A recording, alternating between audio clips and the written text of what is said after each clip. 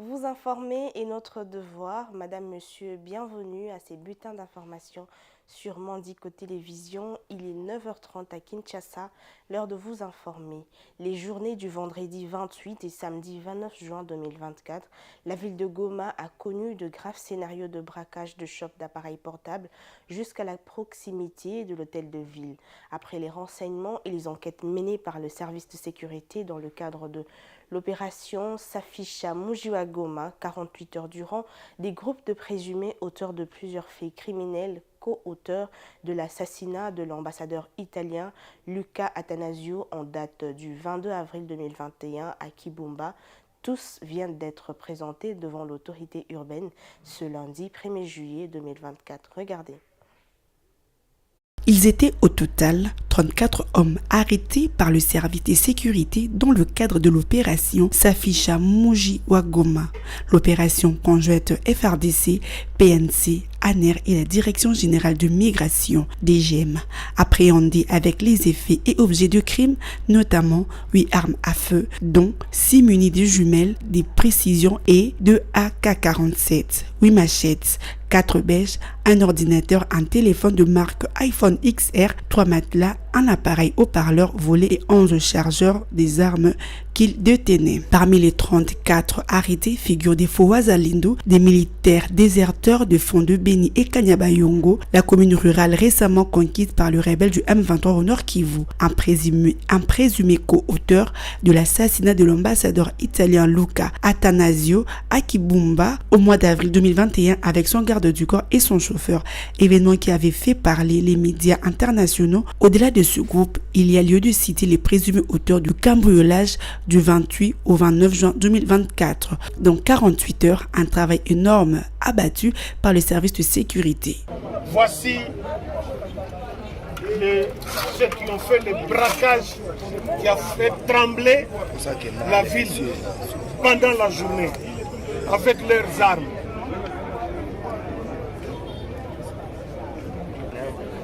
iPhone, les ordi comme échantillon.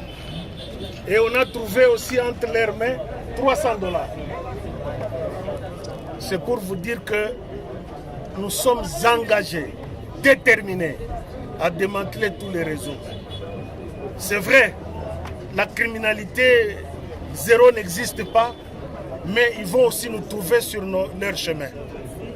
Parce que nous n'allons pas céder. Il suffisait seulement de 48 heures, avec un bon renseignement, nous avons ciblé et démantelé tout ce que vous voyez là. Les effets volés sont là. Les armes, une dizaine d'armes qui devraient être au front.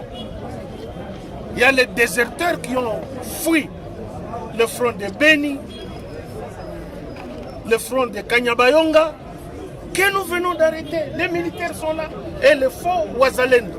Lors de la présentation de ce lundi 1er juillet 2024, comme d'habitude, depuis le début de cette opération conjointe des services de sécurité dont il est lui-même coordonnateur, le maire de Goma a réitéré son souhait de transférer les présumés auteurs de morts d'isolation en ville de Goma dans d'autres prisons du pays, compétence qui revient de droit à sa haute hiérarchie en collaboration avec les autorités judiciaires.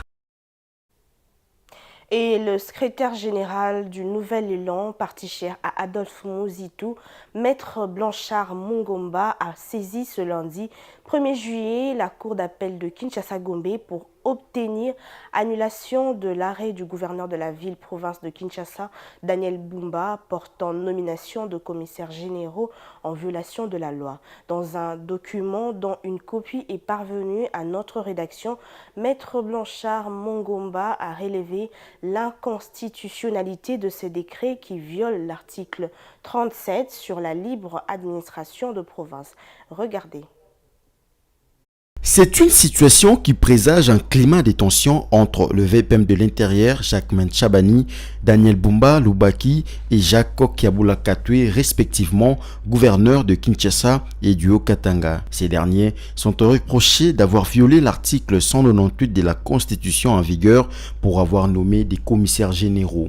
Ceci, d'après l'esprit du législateur, ont les attributions semblables à celles des membres de gouvernements provinciaux, mais non rédevables par leurs actes devant les assemblées provinciales. Par conséquent, leur présence reste inconnue par la loi. Des nominations qui a fait couler beaucoup d'encre et salive. Le secrétaire général du Nouvel Élan, parti cher à Adolphe Mouzito, maître Blanchard Mongomba, a saisi ce lundi 1er juillet la cour d'appel de Kinshasa-Gombe pour obtenir l'annulation de l'arrêt du gouverneur de la ville-province de Kinshasa, Daniel Bumba, portant nomination de commissaires généraux en violation de la loi. Selon maître Blanchard Mongomba, cette nomination est teintée d'irrégularités, dont la violation des articles 23 et 28 de la loi portant principes fondamentaux relatifs à la libre administration des provinces.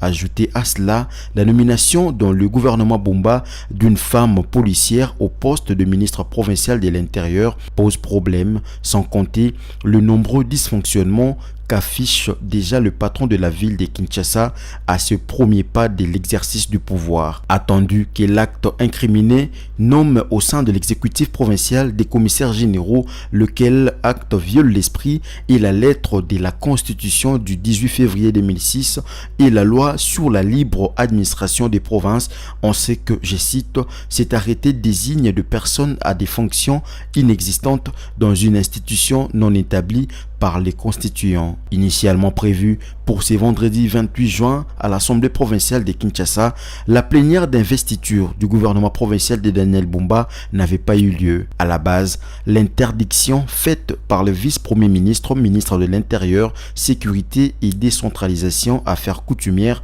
Jacquemain Chabani. Et pour clore ces bulletins, la République démocratique du Congo a commémoré le dimanche 30 juin 2024 son 64e anniversaire de l'indépendance.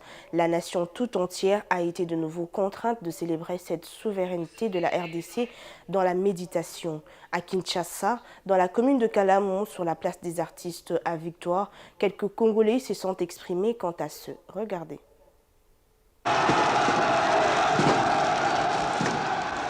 Le 30 juin 1960, 30 juin 2024, cela fait exactement 64 ans que la République démocratique du Congo a connu son indépendance. Les jours J, les cérémonies de la proclamation de l'indépendance ont débuté à 11h45. Après les 3 discours prononcés pour la circonstance, un document historique fut aussi signé pour boucler la boucle. Il s'agissait de l'acte de l'indépendance du Congo. 4 personnalités, 2 Belges et 2 Congolais, 2 premiers ministres et 2 ministres des Affaires étrangères avaient apposé leur signature au bas de la précieuse déclaration pour la prospérité et pour l'histoire. Il s'agissait du chef du gouvernement Gaston Eisken et Patrice Lumumba et des chefs de la diplomatie Pierre Winnie et Justin-Marie Bomboko. 64 ans après, quel est le bilan de cette indépendance? Quelques Quinois se sont exprimés.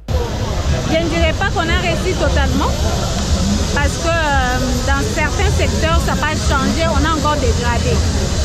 C'est que nous avons évolué en termes du processus électoral, parce qu'aujourd'hui, on élit nos représentants, malgré que les élections n'étaient pas unanimité, mais quand même, il y a évolution dans la désignation des représentants.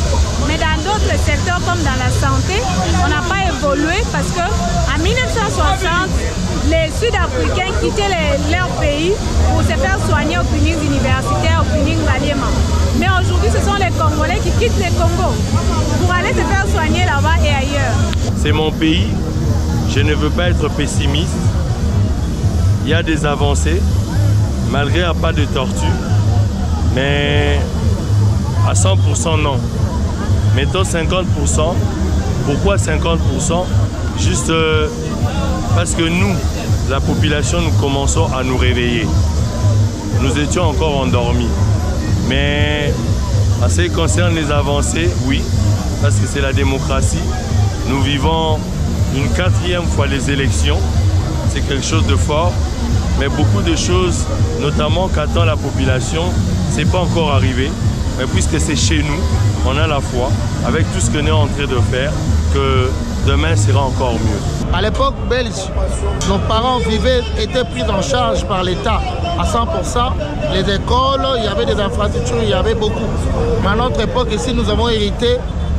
Tout est détruit. Vous avez les écoles qui dépassent le nombre des enfants. L'enseignement est au rabais. L'économie, n'en parlons même pas.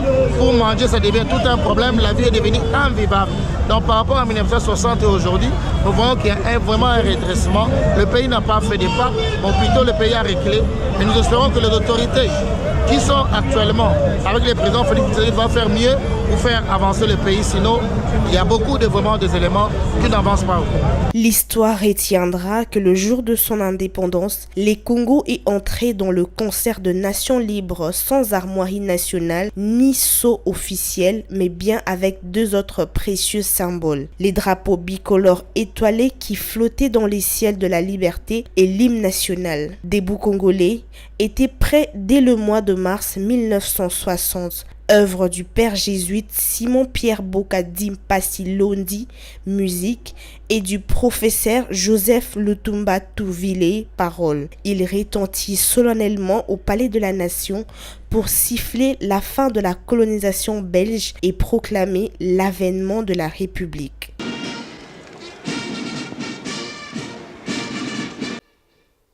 C'est la fin de ces bulletins. Madame, Monsieur, merci de votre attention soutenue. Restez branchés sur Mandico Télévision, une pensée, un écrit.